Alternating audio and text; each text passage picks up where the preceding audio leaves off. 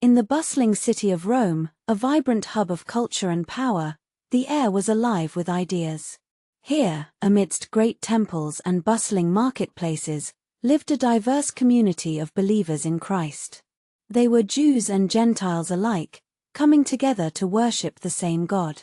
Each day, they faced challenges and questions about their faith, their identity, and how to live as one body in Christ. The Apostle Paul, a fervent messenger of the gospel, longed to visit this community. Although he had not yet met them, he felt a deep connection. He had heard of their faith, a faith that resonated even in the heart of the empire. Paul, inspired by the Holy Spirit, wrote them a letter that would become a cornerstone of Christian teaching. In this letter, he laid out the profound truths of the gospel. He spoke of salvation, grace, and the power of faith. Paul began by stating the central theme: the righteousness of God is revealed through faith. This righteousness is not something we can earn but a gift given to all who believe. It is the foundation of hope and the essence of God's love for humanity.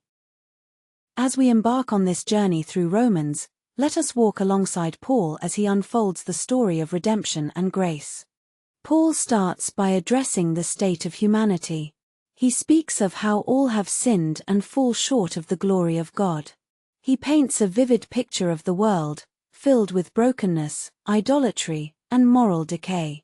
It is not just the Gentiles who have strayed, even the Jews, who had the law, struggled to live righteous lives. Here we see a profound truth: no one is beyond the reach of God's grace. Moral lesson: every person, regardless of background, needs salvation.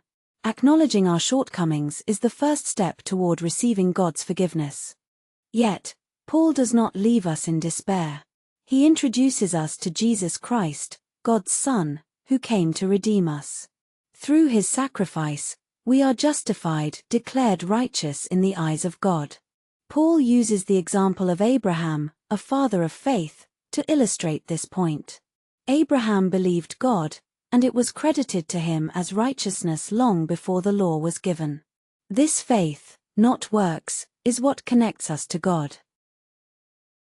Moral lesson: we are saved by faith, not by our efforts.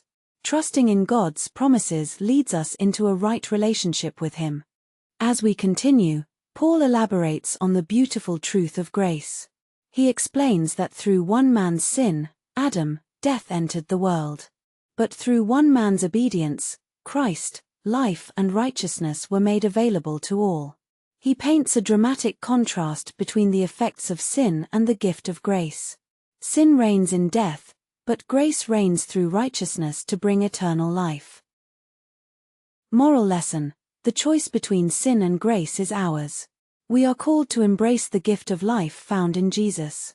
Next, Paul addresses the struggle of living in a world filled with temptation. He acknowledges that even as believers, we wrestle with sin. He candidly describes his own battles with the flesh, showing us that struggling is part of the Christian experience. But he assures us that there is hope. In Romans 8, Paul proclaims, "There is therefore now no condemnation for those who are in Christ Jesus." He assures us that the Spirit of God dwells within us, empowering us to overcome sin. We are no longer slaves to our old ways. Instead, we are children of God, co-heirs with Christ. Moral lesson: in Christ, we are liberated from sin's power. The Holy Spirit helps us to live according to God's will. Paul moves on to discuss the remarkable plan of salvation for Israel. He expresses his deep sorrow for his fellow Jews, who have stumbled over the very stone that is Christ. Yet, he also conveys hope. God's promises to Israel remain unbroken. There is still a remnant chosen by grace. He emphasizes that salvation is available to everyone. The call is to believe in the heart and confess with the mouth that Jesus is Lord. In this way, Paul highlights the inclusivity of the gospel. Both Jews and Gentiles are invited into the family of God. Moral lesson: God's grace is for all. No one is excluded from His love, and everyone can partake in His salvation. As Paul continues, he shifts to practical living.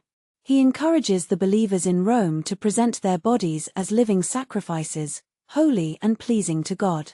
This is their true act of worship. He calls them to not conform to the patterns of the world, but to be transformed by the renewing of their minds.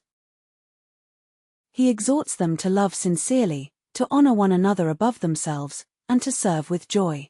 He emphasizes the importance of unity within the body of Christ. Each member has a unique role to play, and together, they reflect the fullness of Christ.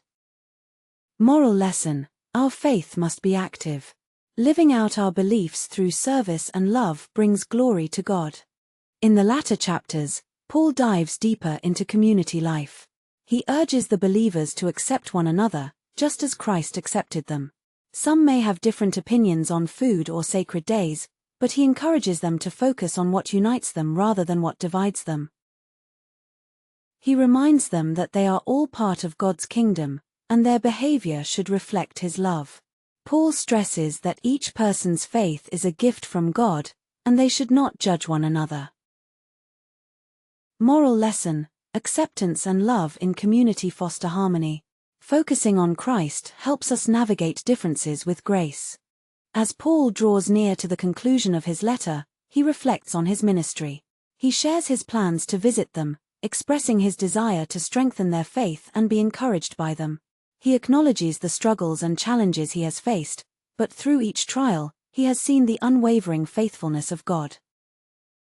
He takes time to greet various individuals in the church, showing the personal connections he values. This reminds us that the body of Christ is made up of many parts, each essential and loved. Moral lesson: community is vital for our growth in faith. We are better together, supporting and encouraging one another. Finally, Paul concludes with a doxology, praising God for his wisdom and knowledge. He reminds the Romans that all things come from him, through him, and to him. To him be the glory forever.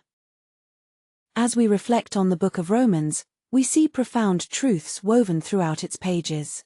We learn of our desperate need for salvation, the incredible gift of grace, and the call to live in unity and love.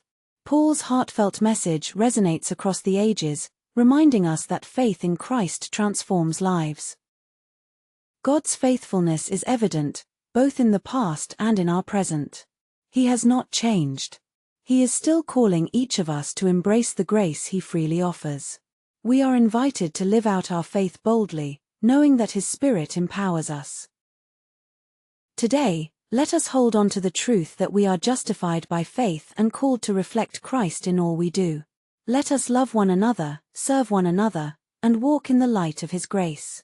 For in this, we find our true purpose and joy. As we journey together in faith, may we remember that we are never alone. God is with us, guiding us every step of the way.